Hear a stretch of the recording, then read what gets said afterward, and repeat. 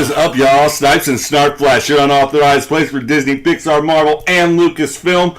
I'm your host, Jason, as usual, and we have had some amazing things happen this week. So we're going to go a little out of character. We're not going to go into sections yet. I've got one big thing that got announced that basically affects the whole Disney empire. So we're going to get into that first, straight off the top, and that's this here. You might have seen it pop up on YouTube, and it's going to be there in about 4 or 5 days. They're going to go live with this, it looks like.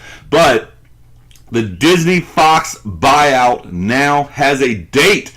Shareholders approved the $71.3 billion buyout, and now we know when it's going to go through. March 20th will be the closing date. This video is dated for either that or the day after, and wow, I can't wait to see where they're going with this. Now, on a sad note, and this is how it always goes with mergers like this, 4,000 jobs will be lost at Fox. However, in very, very curious news, it looks like Emma Watts will continue her role as vice chairman of 20th Century Fox. Searchlight chiefs Nancy Utley and Stephen Gilula, I'm probably murdering these people's names, with Fox 2000 president of production, and Elizabeth Gabler reporting to Disney Studios chairman Alan Horn. So all those people will stay together. So Fox 2000 president of production, Elizabeth Gabler, and Searchlight chiefs Nancy Utley and Stephen Gilula, they will stay in their positions at 20th Century Fox respectively in Fox 2000 and Searchlight. And you will have Emma Watts at 20th Century Fox as the vice chairman. They'll all report to the supreme leader of all things Disney, Alan Horn. So that's the Disney Studios chairman. Everything goes to Alan Horn. Feige goes to Alan Horn. Everyone reports to Alan Horn. So it's curious because even on the TV side, you got TV-wise, Fox president Peter Rice will shift to chairman of Walt Disney Television, co-chair of Media Networks unit reporting to Bob Iger.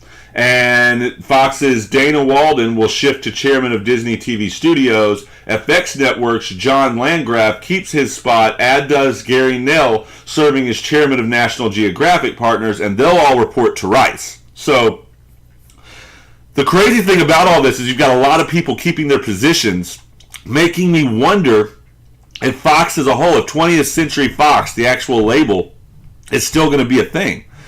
And I'm really starting to think, yeah, because that's the easiest way to tell us when Bob Iger when he announced Deadpool and the R-rated stuff for Marvel. When he announced this, he said it would be under a different banner. What better way than to just keep that banner 20th Century Fox or 21st Century Fox or Disney, yay, we own Fox, or Fox by Disney, or, you know what I'm saying, like basically Fox. Fox is still going to be there in one way or form, I think. And this is really cool. I mean, we won't know till this announcement comes up that they're going to make on YouTube any further, because this is literally everything the Variety Report gave.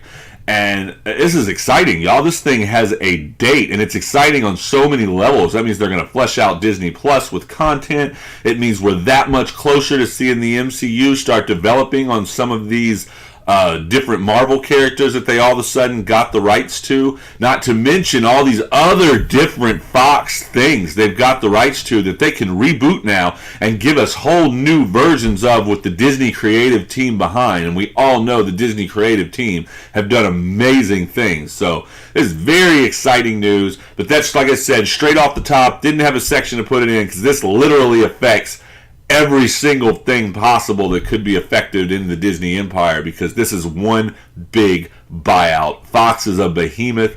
If you didn't know, they're not going to get any of the Fox Sports networks because they have ESPN, so those will have to be shilled off. But all these major assets will show up in Disney's merger on March 20th. We now have a date, and I can't wait to see more developments on this. This is some really exciting material. So anyway, now we're going to go into business as usual. Bring up that mouse in the desk lamp and let's talk some Disney Pixar stuff. And a couple things happened in the Disney Pixar universe. We got our another behind the scenes look at Dumbo. I know I talked about one last week, and this new behind the scenes look, on the first one I got into how they're using a lot less CGI, and it looks like they're doing a lot of, besides the flying elephant, obviously. But it looks like they're doing a lot of practical effects. But this, oh man, this lets you see the set. And they have built a Star Wars level set for Dreamland. There's an actual carnival building a set. Michael Keaton himself said in the video that his jaw just totally dropped, and he did not. Just pure magic is what this set looks like. And they brought in all kinds of acts from around the world: jugglers, dancers, horse riders, acrobatics, all these different things, to where they basically built a circus to shoot this movie in. And that, to me, is a level of just perfection, basically, that you go for when you know you're making something great. And it's raised my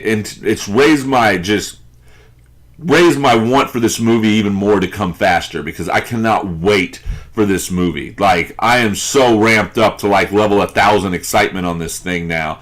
And I'm trying to make sure I go in with open vision, and I'm not clouded by the fact that I already think it's going to be this great just based on the things we've seen of it. My expectations, if you will. And it's really going to be hard to keep those in check, because so far, just based on that last look and seeing everything they went through to build this enormous set has just totally ramped my excitement up to 11. So I can't wait. I've already got my tickets. I will be there opening day, and I will be there the next day to let y'all know if this is something worth seeing in the theater. And honestly, judging from what we've seen so far, I think it's going to be. Now, in the other realm of I'm just not too sure, we got another trailer, the official trailer for Aladdin, along with this poster. And the poster's beautiful. The poster's just amazing, for one thing. I love this poster. I would hang this poster on my wall. This poster is great. It's got essences of Star Wars to it. I mean, it really looks like an epic poster. Now, the trailer raised my hopes a lot for this film after the last trailer we seen. When I saw that last trailer and they gave the first reveal of Genie, and I mean, I told you my mind frame was, whoa, that's a blue Fresh Prince. And I couldn't get it out of my head. So when this trailer came up, I went into it very trepidatious, and I was like, oh God, here we go. Let's do this. So watching it, though, honestly, it starts off with the parkour scene of him getting chased through the Agrabah, and I mean, I dug that. I'm still totally on for Aladdin and Jasmine. They finally got some speaking roles. You got to hear Jasmine belt out some of A Whole New World as well, and I mean, that was magic. The magic carpet scene was just on point, amazing. Everything in the Cave of Wonders just looked absolutely amazing. And then, honestly, this restored a little bit of my faith in the Genie character. I've always been on from the pick of Will Smith. I thought he was a really good pick, since we can't have Robin Williams again. But when we got that first look at him and it was Blue Will Smith, I was worried, because, like I said, I've never been yanked out of a trailer like I got yanked out of that trailer when he turned around. However, once they added some magic to this, and I mean, you got to see him shrink, you got to see him grow, you got to see some of the Genie wit and comedy out of here, you got to see a small amount of the "I'll never have a friend like me" scene. You got to see all this, and really, it helped me a lot, except this new Genie look. And I think that's what was missing in the first turnaround. They probably should have went with all this magic first, and it would have been a lot more accepted. Because even seeing him in big mode just was so much better than that initial turnaround we got. And I gotta say, I am a whole lot more relieved at the part of the Genie now. Not 100%. I'm not saying, oh, this is the greatest look of all time. I still honestly think a CGI Genie voiced by Will Smith might have been a better idea. And I don't mean like CGI like they're using now, like just some effects. I mean like a pure CGI character. I really think that would have been a better approach to this than what we're doing. But at the same time, I am relieved a little bit, because I was way more accepting once they added in all the magic and all the different things he did here and there. I gotta say, I was way more impressed with this look at the Genie than the last, and I'm actually going into this film with a little more hope than I did before I saw this. Or as Aladdin would say, do you trust me? Yes, I'm going in with a little more trust. I'm still nowhere on the character of Jafar. I'm just Jafar still reminds me of that guy at the cologne stand that sprays you with cologne while you're walking through an apartment store. He gives me that vibe. I do not feel the sinisterness that we got out of Jafar in the cartoon. 'Cause, I mean, Jafar in the cartoon was so evil that right when you saw him, you were like, oh, that's the bad guy. And that's how I wanted it to be with him, but this guy seems like, and I get it because in the cartoon, Jafar played what was supposed to be a good guy at first, and you just weren't buying that from square one when you saw him. So I guess this guy, from a thematic role and from a character building role, being someone who looks more innocent at first to roll into his sinister part does make more sense cinematically. But I mean, Jafar was one scary presence, and I'm hoping this guy can get to there from where I'm seeing him in the trailer. I mean, that's my overall thoughts right now on Aladdin. That's not the only Aladdin news we got dropped, though. Gilbert Gottfried's famous part of Iago, who honestly I think Gilbert Gottfried cannot be replaced in this role because he was just great as that angry little bird. But if you're going to replace him by anybody, pick someone with a lot of talent like Alan Tudyk. Alan Tudyk got announced as this bird, and right when I saw him, I was like, wow, Firefly guy. But I also never even thought of Firefly guy, Knight's Tale guy, Rogue One K2SO guy. Moana, he was Hey Hey, which I don't know how the hell you could get Hey Hey out of that anyway, because Hey Hey didn't really have anything to say other than so, I mean, that don't count. But anyway, he was also Knows More in Ralph Breaks the Internet. This guy's voiced a lot of things in the Disney universe, even including the Star Wars universe, as K2SO, which I love K2SO, by the way. He was one of my favorite parts of that movie, Rogue One. And I loved him in Firefly. He was one of my favorite characters in Firefly. So to be honest, if you're going to pick someone, I always say, if you're going to replace someone great, replace them with someone great. And I think that he's not, I don't think he's going to have the anger, but he's going to have that sarcasm and wit of Iago down perfect. And if you couldn't have one, this is definitely probably a great pick to go to. And I can't wait to see this now, because that's one more character checked off my list as having a hope for. So, I mean, Iago, great. Aladdin and Jasmine, great. Genie, I'm coming around on based on his look changing with the magic and stuff, and I really think that can stick. And, I mean, in all honesty, the only thing I'm worried about still is Jafar. So, great looks at Aladdin. I got way more faith in this movie than I did to begin with.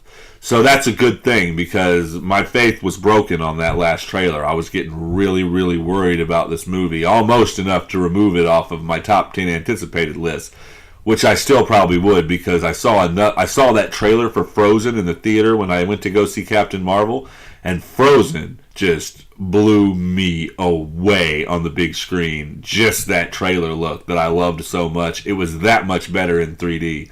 And yeah, I can't wait to see Frozen. So that might knock this Aladdin off the list, but still, I am a lot more excited going into Aladdin than I was at that last look. And I hope we get to see more that can help us come around to really ramping up our excitement to level 11 like it is for Dumbo. But that's everything for the Mouse and the Death Lamp. So we're going to roll right into the 9 Realms, as we had a lot to talk about today with that opening up. So I'm going to make sure I keep it in time. So 9 Realms, bring it up.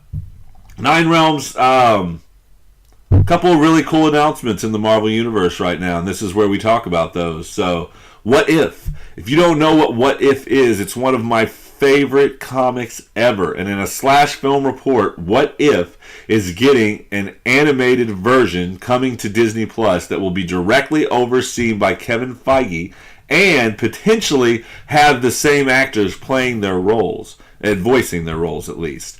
If you don't know what If is a comic book where it's literally what if something happened. Like, what if Spider-Man had kept his cosmic powers? What if Captain America never got frozen and just lived through World War II? Stuff like that. In fact, directly they did mention that one title that for sure is going to be made in this series is What If Loki Found the Hammer of Thor?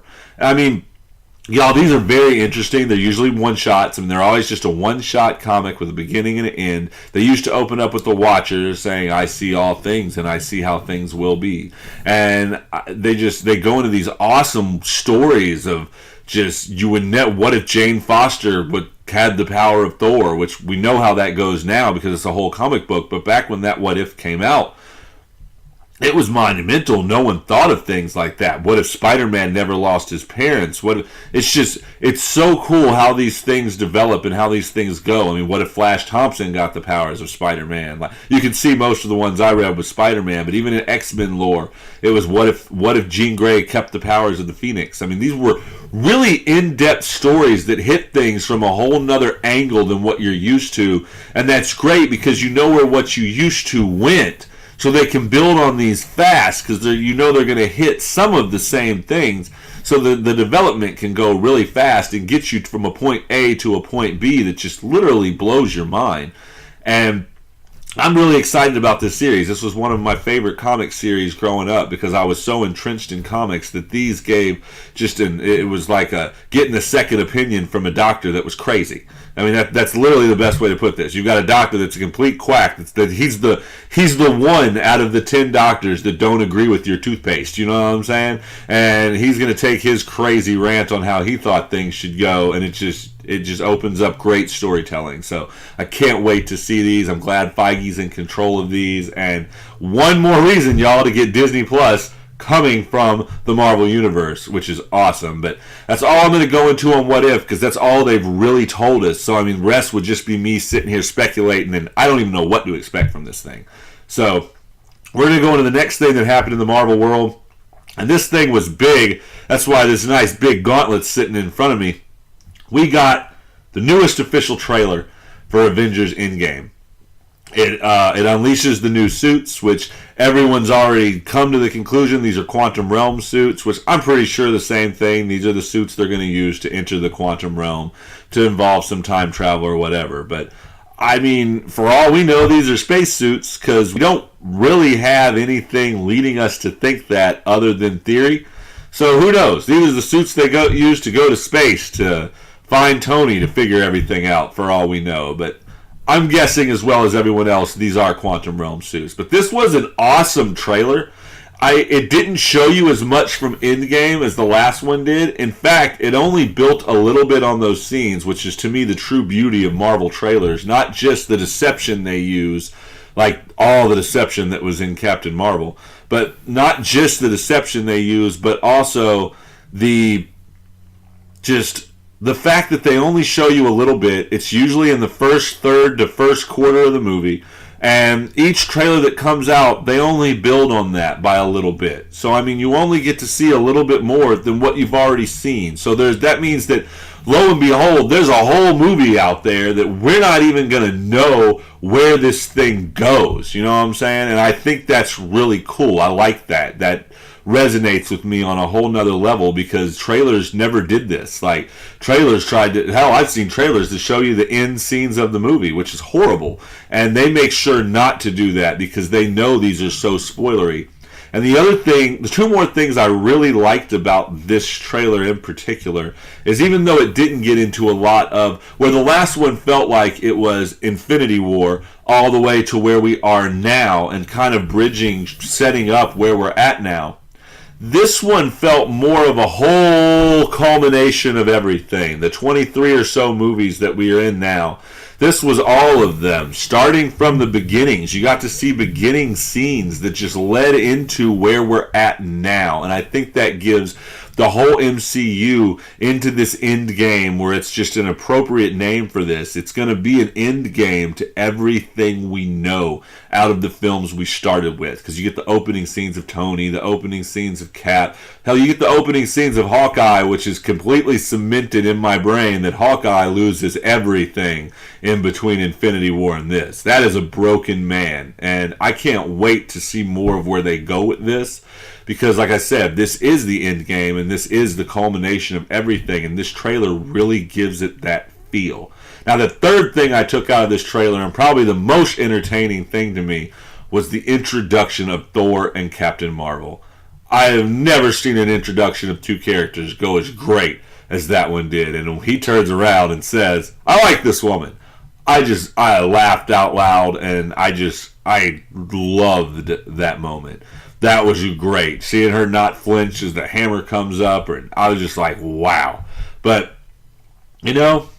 that's another thing that I have to say is we're going to leave this trailer, because, like I said, that was my next favorite part of this trailer. The rest was really interesting. There was some really cool scenes, like Ant-Man on the pencil and stuff like that. But great trailer, culminating everything. But I want to roll this into what I mentioned last, and that's Captain Marvel. Captain Marvel. Y'all have seen my review. If you haven't, it's up on YouTube. It's probably on the same spot as here. And if you haven't read my more detailed review, it's on the Snipes-n-Snarfblatts site. Try to check that out if you really want to see what I thought about Captain Marvel. I loved it, by the way. But I can't help but think, and I just... Take that, haters. All the people that tried to sabotage this movie on Rotten Tomatoes and whatnot, and all these people that said, I'm not going to go see it because of this stupid reason or this stupid reason. This movie did almost $500 million over a weekend. Congratulations, Captain Marvel. That you were well deserved, because that was a great movie that was up against unspeakable odds, and I am glad you've done what you've done. You deserved every bit of that recognition. That was a really good film for a first and origin film, and I loved it. And I didn't mention this in any of my reviews, so I'm going to mention it now, because this is just directly to all the people who hated on it for the reasons that for wrong reasons.